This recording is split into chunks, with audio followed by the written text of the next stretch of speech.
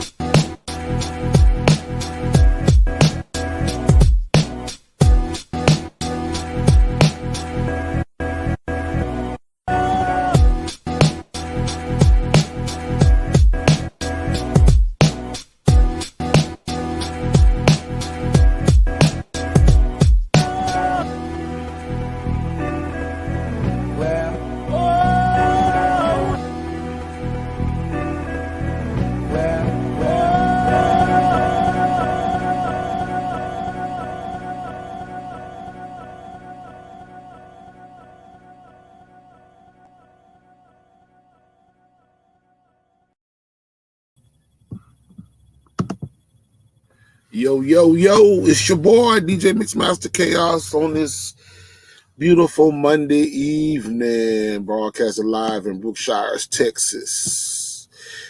Let's Talk Rant is in full effect on this Monday night. You already know, man, it's been a long time coming. You know what I'm saying? Yeah, tonight is a special show because I ran out on Wednesdays, but I'm renting out today because sometimes I be pretty busy, so I don't have a chance to really rent out like I want to and do my podcast like I want to because I'm always on the go. But I'm here right now. Much love and respect to you guys out there. You know what I'm saying? Tonight's topic. Usually I do news, but I'm just going to start off with Black History Month, you know what I'm saying? Know who, what, where, when, and why you are. And the whole concepts of that is knowing who you are, you know what I'm saying? Knowing your history, researching your history, finding out things about yourself and whatnot. But first, before we start, I want you guys to subscribe to my channel. You know what I'm saying? DJ Chaos, the Mixmaster at YouTube. You know what I'm saying? And also, if you got any kind of entrepreneurship business or whatever the case may be, you trying to get out there and do your thing and show your come-ups or whatever the case may be, hit me up at chaoticdjsmusic@gmail.com. I'll be glad to show love and respect to your business, you know what I'm saying? Especially Black-owned business, you know what I'm saying? Since we at the bottom of the food chain when it comes down to business owners. Now, let's get into the topic.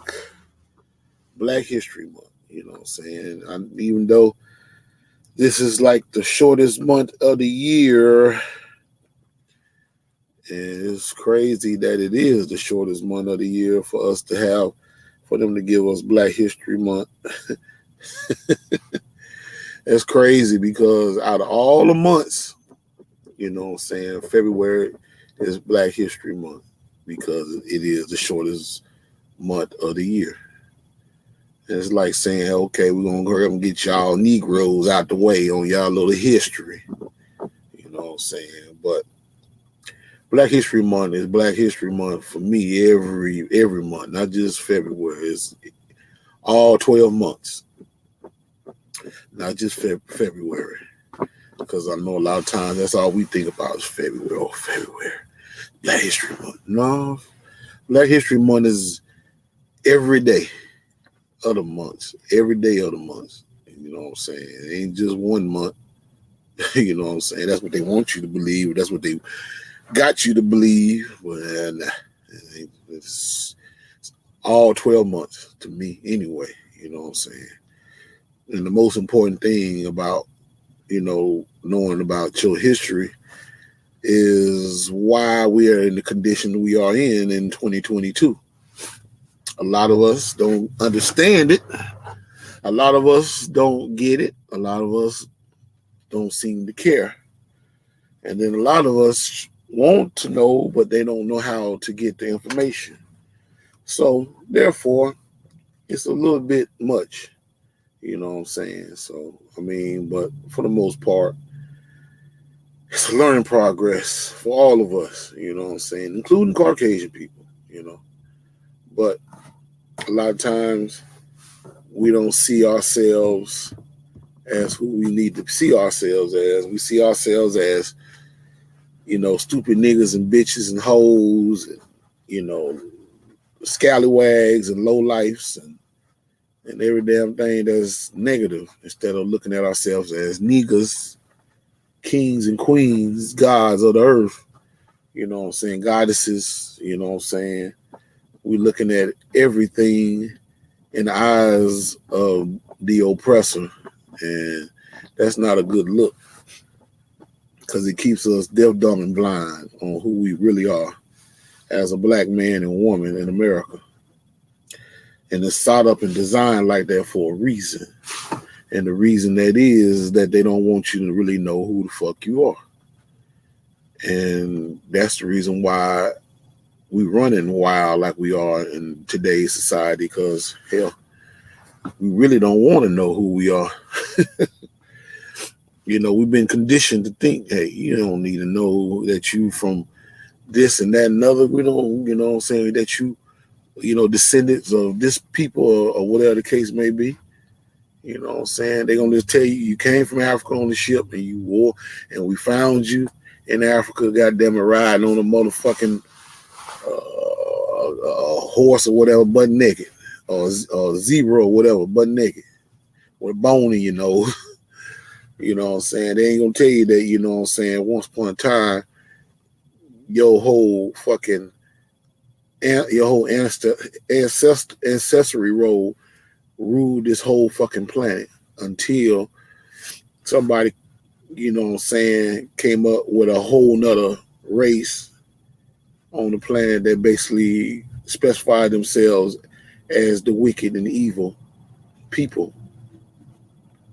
And that ended up being, we consider as Caucasian people. Now, most people might say, wait a minute, you trying to sound kind of racist. Well, the thing about it is, they come out, they are considered as grafted people out of us, you know what I'm saying, because they came from us. But believe it or not, even if they don't want to believe it, they came from us. So it's like, to me, the way I see history, they basically were the evil side of us, you know what I'm saying, instead of the good side, because they kept us in bondage of ourselves for 400 to 500 years. And they took away a lot of our culture, language, God, and our religion and things of that nature, you know what I'm saying? Because once upon a time, we were righteous and religious people. We trying to get back to that point, but it's kind of scavy.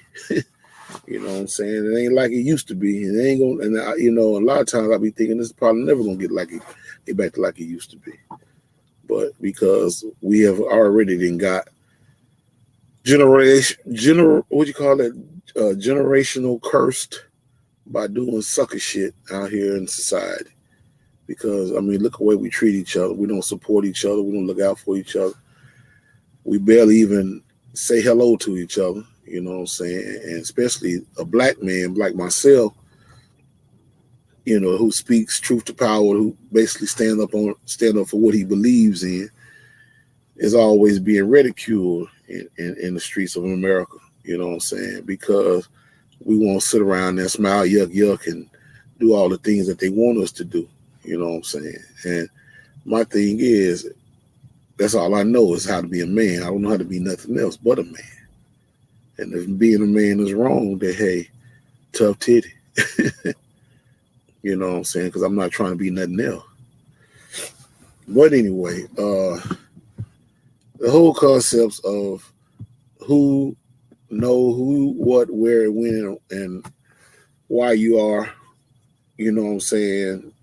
The whole subject matter of that is to say that knowing who you are. The first notion is knowing who you are. And basically just know that you're not an ignorant black being, 3/5 of a human being, as they used to call us, or whatever, or what they still probably call us, and under closed doors and whatever. But know that you are a human being. Know that you're original. Know that you came from a higher standard of human beings on the planet, starting with, continents like Africa, Egypt, and stuff like that. The hot continents. Know that that's who you are. You know what I'm saying? You came into this world as gods, even though a lot of times you might find yourself hearing people saying, I'm not God. I could never be God. You know what I'm saying? Yes, you are. You pretty much are God. But society told you that, when you're living into the Western world anyway, and the way things are set up in society, they taught us to think that we are nothing but followers, not leaders. So they basically don't want you to believe that this is you right here, king and queen, because that sounds too much like right, and it also makes them look bad because you can't be governed in this country. They can't tell you nothing because these people here live their lives unlawfully. I mean, don't get me wrong, they had rules and regulations, true enough, but it was through nature to know right from wrong. It wasn't nobody that, basically put out what was right and for what was wrong. So, by looking at this picture, you can see that the brother, he was a king, and the sister was a queen, and they both sat together. They both came up together. They both had passionate love and happiness with each other. But, it went from that 20,000 years ago to what we living in today, which is not even close to being where that's at. I mean, if it is, it's a very small percentage, and you don't know about it because the guy that pretty much see his wife or girlfriend as a queen, and his girlfriend or wife see her husband or boyfriend as a king, is very quiet amongst the house. And then she might probably tell him, that's my king, you know what I'm saying? And that he runs the house and he take care of business and I don't have to worry about nothing. And I stay in my lane as a woman, a black woman, and I don't out talk him. I don't scream and holler and fuss and cuss at him because he basically provides, protect, and watch out and serve my family. You know what I'm saying? But that's very small and slim in this day and time because they don't want you to have that type of mindset. Having that type of mindset means that your whole family is going to be in alignment where it's going to be to the point where they're going to be very respectful. They don't want that because when you're being respectful, that means there's no money to be made in the wicked society state of mind that they have portrayed it as a government organization type of logical situation, which is prison cells, jail, county jail,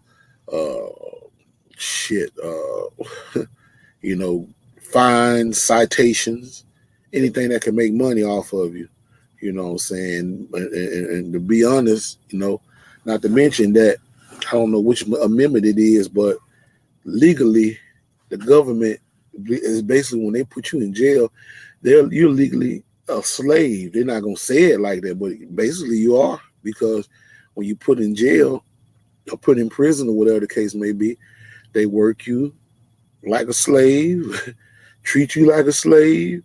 They basically hold you down like a slave. The only thing they don't do is beat your ass with a whip and shit like a slave, but this is on the same level. So you gotta think about it. If people really was going down the right path to where they knew who they were and who they are, or whatever the case may be, life would be a whole lot better. For real. They know it, but you don't. But anyway, moving right along. Let's see. Let me pull up. Oh, damn. Let's see. We got another picture.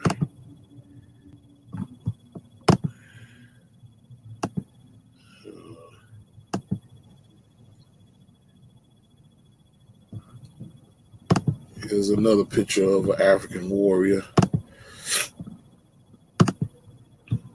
Let's see. That's not what I'm looking for. I gotta still work on it.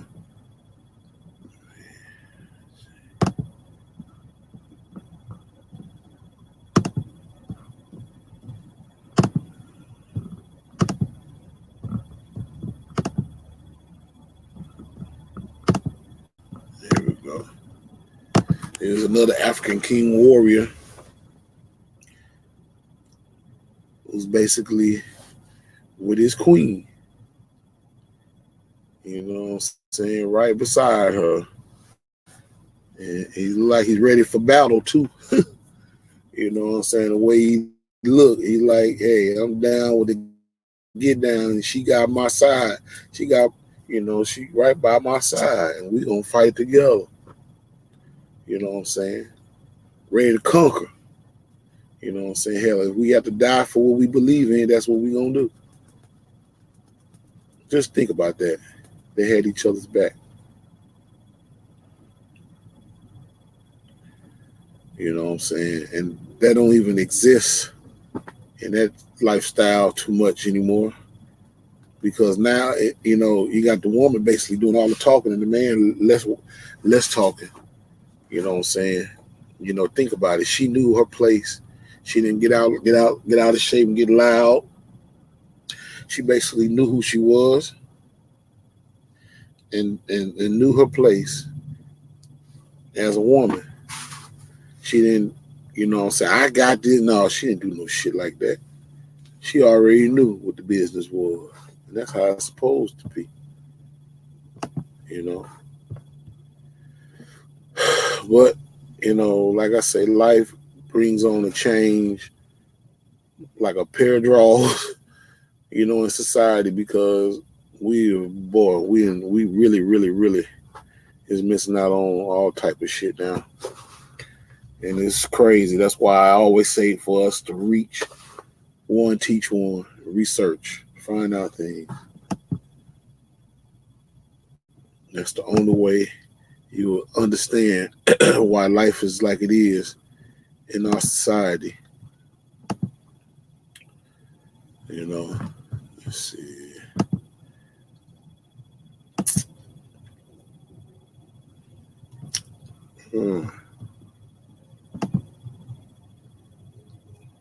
Lip chap and shit. Yeah, let's move on. Oh,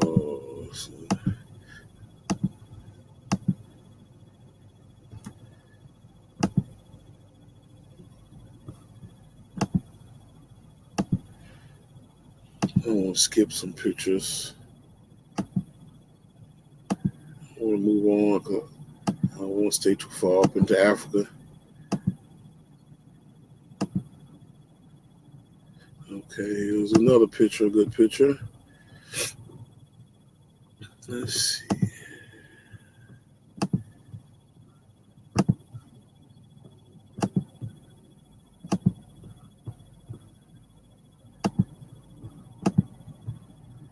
All right. There we go. There's another good picture right here. You move on down the line, we get further away from the ancient times in Africa and Egypt, and we move on into America and the Caribbean to the 1900s. And we have the Honorable Marcus Garvey, who was another good savage, as they might call him, but he was a warrior, a revolutionary brother who basically wanted the good and the rights for our people back in the days, as well as the people in the Caribbean, or whatever the case may be. You know what I'm saying? I really didn't too much know very much about Marcus Garvey. I read a little bit here, there, and everywhere, here, there, but I knew that he stood his ground as a black man back in the days and was very well respected.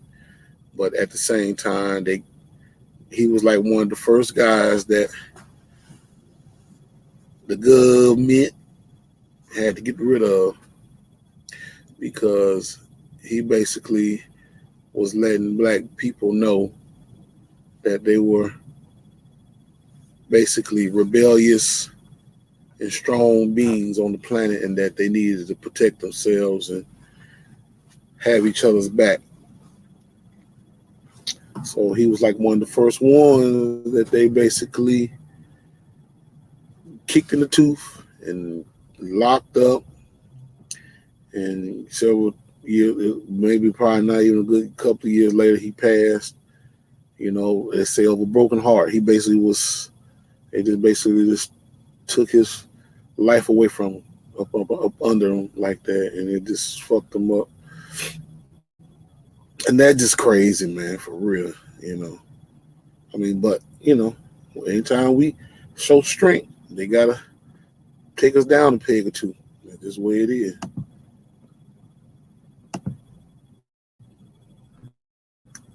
Yeah, so God rest dead to that brother. But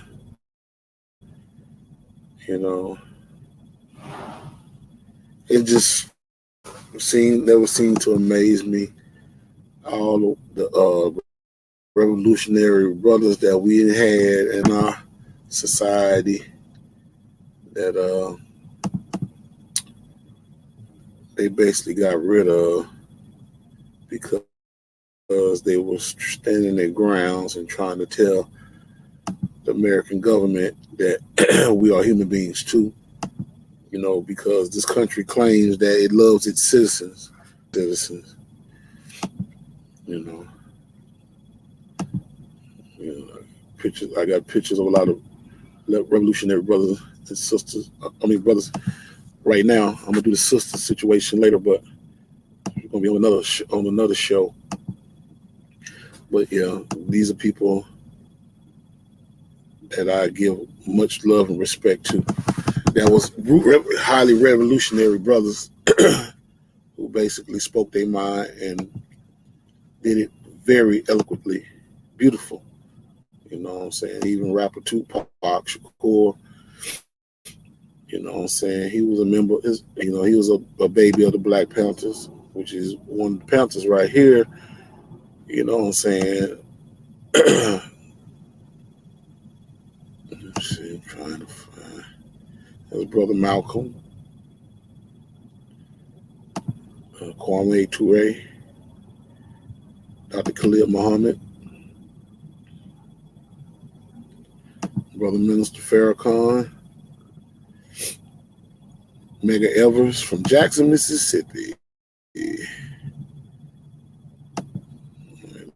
No, I don't see that yet. That's the Housewives of Atlanta.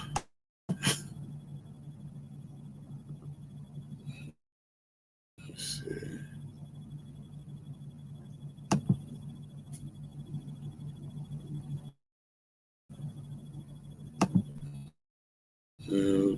Late Dick Gregory.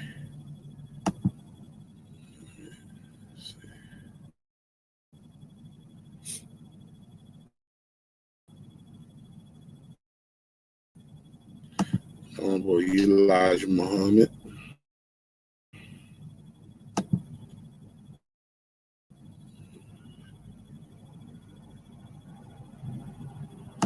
Bobby Seale, the Black Panthers. That's what the picture I want. Shit, hold on.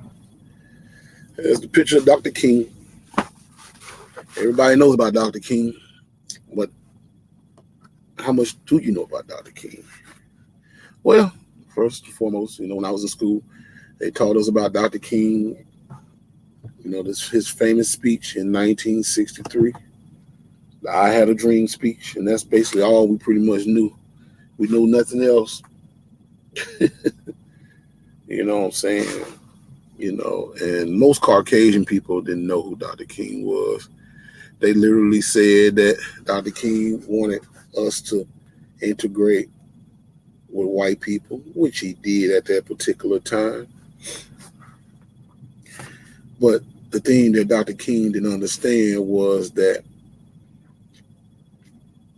he didn't realize that by integrating white people and black people together wasn't going to make things no better than what it was, because what it was going to do, it was going to create a certain type of platform that's going to consist of black people wanting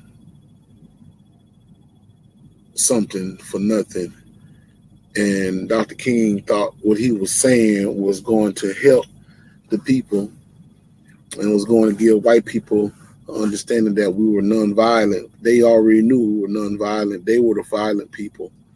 But at the same time, Dr. King wanted to basically bring black people in a certain cahoots to where they can be on basically, in the way I see it, was like on your knees begging for crumbs. And Dr. King did that speech in 1963, saying that he dreamed that we will all get together and join hands and singing the Negro spiritual, free at last, thank God Almighty, I'm free at last. But after that speech, shit started blazing up worse than what it was, because he said that, and things started really happening, because they were still doing crazy shit, burning up churches, with kids in them, killing guys for speaking their minds, wanting the best for their people. Medgar Evers was assassinated in Jackson, Mississippi. Then Dr. King ended up getting locked up in jail in Birmingham. Then you had the Bloody Sunday that kicked off in Montgomery, Alabama. But what most people didn't know was that Dr. King met what the the Honorable Elijah Muhammad of the Nation of Islam. Because at that particular time, Dr. King and Brother Malcolm was kind of, I'm not going to say they was at each other's necks. It was like Dr. King was about nonviolence. Malcolm X was about, he was about, I'm going to keep, if you fuck with us, we going to fuck with you type of vibe. Dr. King was like, we just going to talk it out. Malcolm X was like, no, we ain't talking out nothing. If you fuck with us, we going to fuck with you. So it got to that point where they was kind of siding with, it was like a Tupac and Biggie type of situation back in them days. You know what I'm saying? But when Elijah Muhammad got with Dr. King, and they both, before Malcolm X was assassinated, Dr. King and Malcolm X met up and they talked, they, discussed situations or whatever the case may be. Later on down the line, Brother Malcolm was assassinated in 1965. Okay, moving on to around 66, 67, Elijah Muhammad and Dr. King met up again. This time, he met up with Dr. King and discussed some stuff, because Dr. King later on down the line got locked up in Birmingham, Alabama. And he basically talked to Dr. King, and whatever he talked about, most likely it was some, G stuff. It was some real shit. And it basically changed Dr. King's whole mindset from all that I just had a dream BS that he was spitting in 63 to basically telling black people to love themselves and to support each other, and not to mention stop doing business with people that hate you, because just because you give them business don't mean that you and they shit on you don't mean that you got to constantly keep giving them money. And he started talking about the war in Vietnam and stuff like that, and basically talking about going to come and get them reparation checks talking about going to Washington D.C. getting a reparation check. And then nevertheless, he said his last speech in 1968 in Memphis, and that's when all hell broke loose. He basically signed his death warrant, which got him assassinated in 1968. And it wasn't to the fact where Dr. King basically brought on his own death. He basically was letting them know that, even though he said about us getting together, integrating and stuff, but Dr. King went the other way around and say, like, we done any and everything for you guys, and y'all still doing us wrong. So Dr. King basically was trying to get their attention with that speech about the mountaintop. And he basically spoke on, the boycott in Memphis and stuff, because that's what the speech was held for. But Dr. King basically spoke his mind, and he didn't give a damn if you liked it or not. You know what I'm saying? Because that's why he said, we gonna get to the promised land. He was like, he didn't care about any man. You know what I'm saying? He was just going in. And the rest. He was assassinated. It basically changed the realities of life for black people forever, because when he was assassinated, the Black Panthers come in, they tried to do their thing, and they basically, destroyed the Black Panthers, dismantled, the Black Panthers. And then the Bloods and Crips came along, which were offshoots of the Black Panthers, the Vice Lords and GDs, L. Rookins, Blackstone Rangers, you know what I'm saying? What was the Puerto Rican gang, Latin Kings, all these gangs and stuff were offshoots of the Black Panthers, believe it or not. And they was basically protecting their neighborhood as well. But they ended up getting dismantled too, to where they started bringing in people in there to basically do the whole situation off, to where the gangs started becoming violent amongst each other, because they was once upon a time sticking up for one another.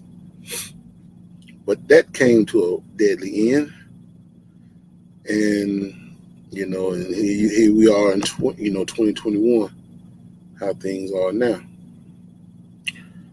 But that's basically the tidbit of that little situation when it comes down to the whole concepts of us doing our history on why we are in the conditions that we're in. Let's see.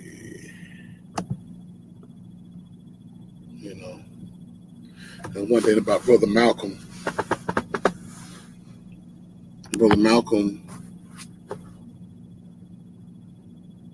was a man's man who basically spoke up.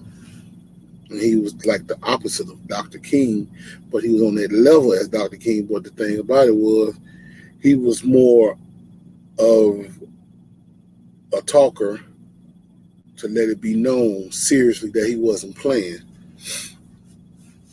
And Malcolm X was called an anti-Semite and all these things, or whatever the case may be, because at that particular time, Malcolm X basically let it be known, hey, we demand justice, or we just gonna have to take justice in our own hand. And see, one thing about it, that's what they didn't want, and that's what they don't want now in 2022, because they feel better by you being a certain way in life, because it makes them feel good. It makes them feel special knowing that black people will do each other wrong before they do the opposite wrong. And see, that's what Brother Malcolm was trying to basically dismantle in our minds, in our hearts, to not hate one another, to love one another, and have one another's back. And like I said, he was assassinated in 1965, supposedly by the Nation of Islam, which was a lie. You know what I'm saying? Because even Malcolm X said out of his own mouth that he knew that the Nation of Islam wouldn't do anything to hurt him because he trained him. However, like I say, things can happen to where they can send guys and then it look just like they down with the get down, but they're actually working for the alpha. They're working for the enemy.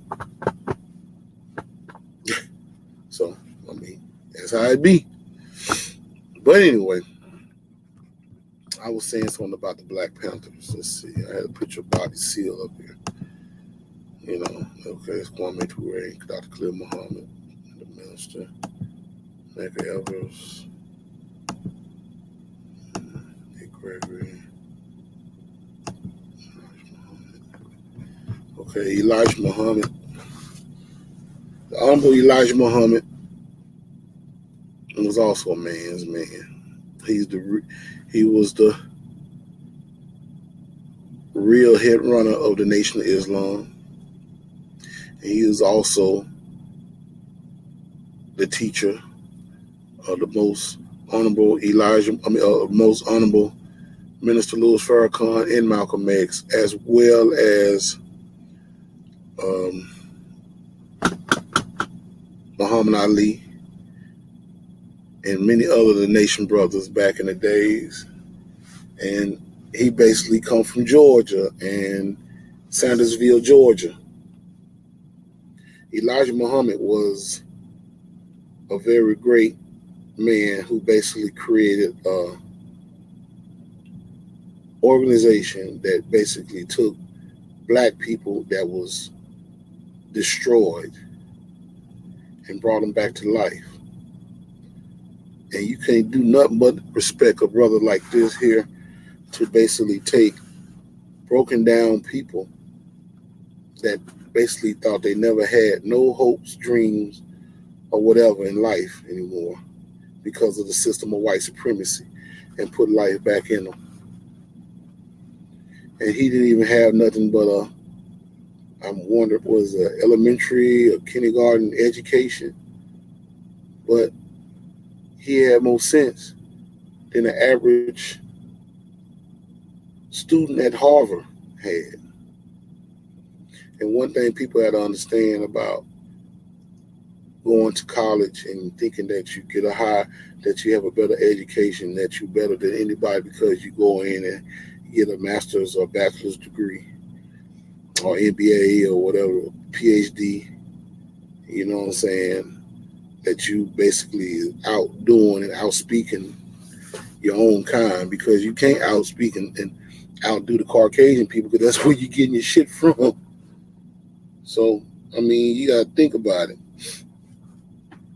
You're not making any sense when you think that you're going to college to make your own people look stupid. You're making yourself look stupid because it really don't matter about you having a good education. It's about having common sense because it took common sense to write the book that you go to school to learn about. So the person that got common sense basically put all those thoughts and process in a book, and you basically read behind it to get that education. Elijah Muhammad didn't have to do all that. He basically just had common sense because when you got two eyes and you got a nose and ears, you can basically hear, smell, and see shit. You don't have to have nobody to tell you anything. You know what I'm saying? Because you can see it with your own eyes. And one thing about that, that's why I say, regardless of what people think and feel about the Nation of Islam, Fruit of Islam, MGT, Vanguard, it really don't matter because I have the utmost respect and following. You know, like I say, I'm not a Muslim, but I consider myself on that level of a 5%er that basically runs with the Nation of Islam. And I respect them more than any organization on the planet. You know, I mean, I got love for the Christian people, Catholics, Buddhism, Judaism, or whatever, the Jews or whatever. But the thing about it is, I'm more of a understanding being of a spiritual value of religion because I'm not really a religified person. I'm more of a spiritual value of a religion. And what I mean is I'm basically natural. You know what I'm saying? I go off of what I see and go from there. And like I say, you know, you guys that say Jesus Christ is your personal Lord and Savior, I respect that. You know what I'm saying? But at the same time, you know, you got to know who Jesus really is and where he came from and why was it brought to you. Because a lot of times, some of you guys, y'all don't be knowing this type of situation. Y'all just going off word of mouth. And then when you get to a certain point, when you start talking about all this Christian talk or whatever the case may be, then you go off into the land of make-believe and start doing sucker shit. You know what I'm saying? You know, but with the Nation of Islam, you know, Fruit of Islam, they taught on discipline, on how to treat each other. You know what I'm saying? Yes, sir, no, sir. Yes, ma'am, no, ma'am. I had to learn that because that wasn't my type of talk. Nowadays, I mean, I go to the truck stop and that's all I say is yes, sir, no, sir. Yes, ma'am, no, ma'am. You know, that's what I do. You know, I mean, I know how to respect myself big time.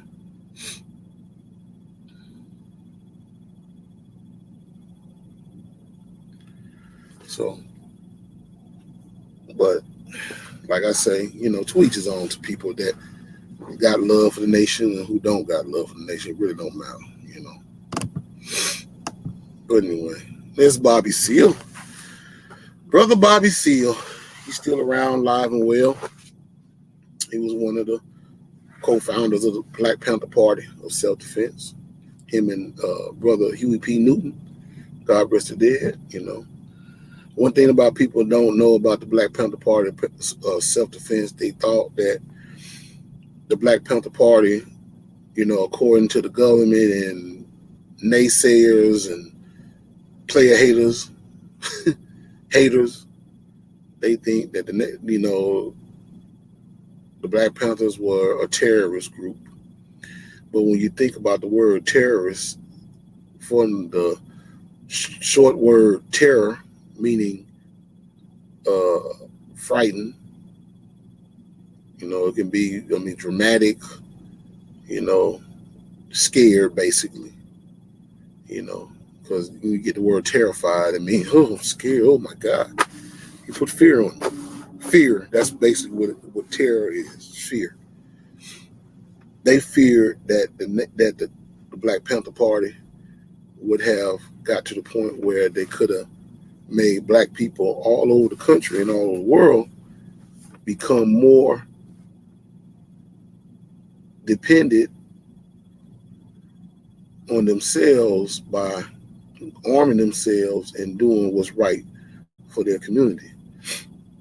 See, the Black Panther Party was basically, they wasn't anti-police or whatever the case may be. They were just policing the neighborhoods that the police was not doing. Because in them times, the police didn't give a damn. You call the police and say, man, somebody breaking in my house. And like, what? We'll send a cop over there and it'll be about 4 or 5 hours later. A lot of times they'd be like, they just procrastinating.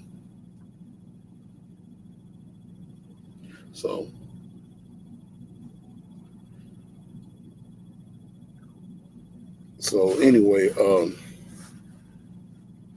that's the reason why a lot of people didn't really know about the Black Panthers, because they thought the Black Panthers were a terrorist organization. But the Black Panthers were basically an organization that basically protected and served our communities back in the days. It was like you had a problem with us, you had a problem with them. And that they were strapped legally. Their guns were given to them legally. You know what I'm saying? But at the same time, it was they knew that they were like, you know what? They thought black people didn't really know how to read or write or whatever the case may be to know about the laws of the land. So, but Bobby Seale and Huey P. went to college, and they went to school for law. And they basically knew their law book from the beginning to the end. And they was like, how these niggas know this? But they realized, looked at their background, like, these cats ain't stupid. No, they wasn't stupid. That's why they was doing what they were doing. They basically were doing everything the Caucasian people been doing since we've been in slavery. Protected. And so when it got to the point where they started catching up on what the Black Panthers were doing, that basically outed them on fucking with black people for nothing in the black community. So they basically started setting up situations where it destroyed the Black Panthers by, lying on them on certain things and all that other stuff.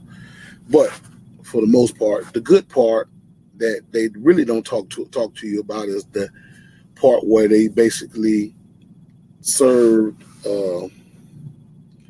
had the lunch and breakfast and lunch programs and free sickle cell anemia shots for people that, black people that had sickle cell. They don't talk about that. And how that free breakfast and lunch program became the wit of today. It came from the Black Panthers, believe it or not. Most people think wit came from the government. No, it didn't come from the government. It came from the Black Panthers. You can look it up. So, like I say, they only give you the watered down versions of what they want you to know, not what you need to know. On the Black Panthers. And I support those brothers and I love them. And I'm, very glad I have had a chance to read up on a lot of the things that they've done. And they basically changed the game in our society because Black people used to wear perms and all that stuff and didn't want to wear their natural hair. They basically started the Afro-centric look as well. That's another thing they did. They started Black people wearing black leather jackets. That's why you used to see Black men back in the days, even in present time a little bit, wearing black leather jackets. The Black Panthers started that too. So there's a whole lot that the Black Panthers have done in our society that basically didn't get much credit that they should have gotten. Besides being the so-called terrorists in the eyes of who. But anyway, I got about 10 more minutes because I'm not going to be on here all night because I thought my brother was going to come on here with me tonight. But let's see, he didn't. Yeah, so let's see. Yeah, First Lady, what's happening? Appreciate it, darling. Yeah. Yeah, very informative. Yeah, like I say, I'm gonna go ahead get ready. I got about 9 more minutes because I'm gonna shorten it up.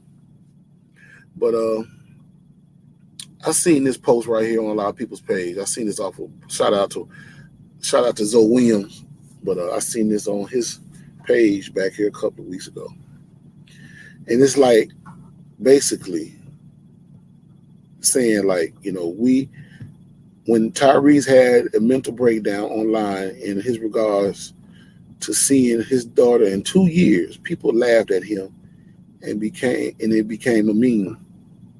When Kanye West had a mental breakdown on television, people called him crazy and he too became a meme. The world watched Will Smith listen to his wife tell him live that she had an affair. People laughed at Will. He became a meme. Yet folks wonder why men don't open up about their mental health. Well, that's the thing right here. That's a part of this discussion about Black history. We don't get credit. We basically are a laughing stock to society. Even though these brothers are celebrities, true enough, but they still human beings and they still are brothers. We didn't got so miscombobulated to where we don't even know how to be serious amongst each other anymore because it's like we basically, Black women, most Black women are basically throwing Black men to the wolves now. And the wolves is the system of white supremacy. And it's going to get to the point where you're going to pay a real big price for doing stuff like that.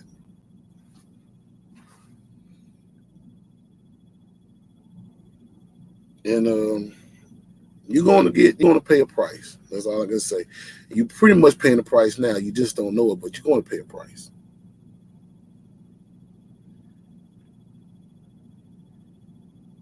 So I'm just letting you know.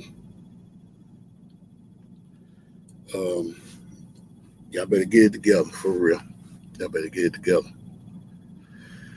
But anyway, this was a little tidbit. I wanted to go in tonight, but I see my brother Steve.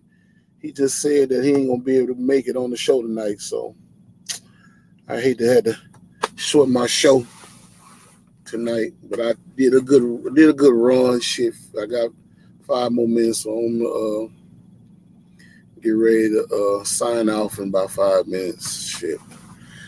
But I think I'm gonna do probably a part 2 tomorrow on this situation. Hopefully he'll be on here so he can help me get my mind right up on this good old information. You know what I'm saying? And the information is know who, what, where, when, and why you are. I just got to the know who and what.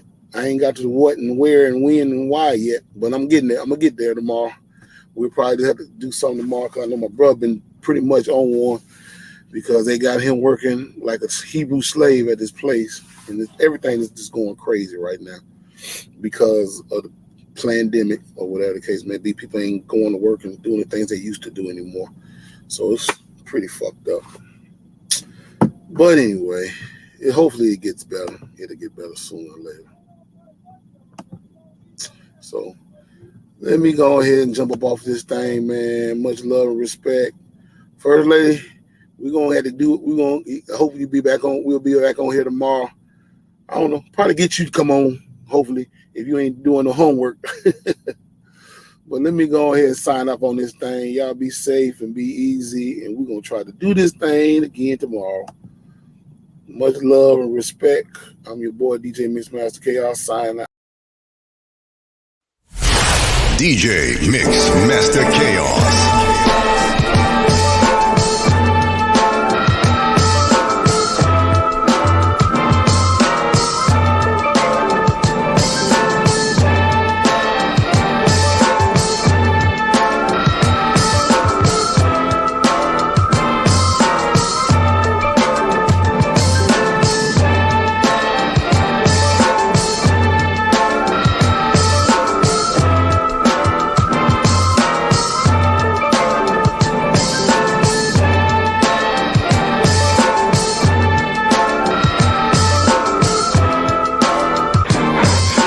Food.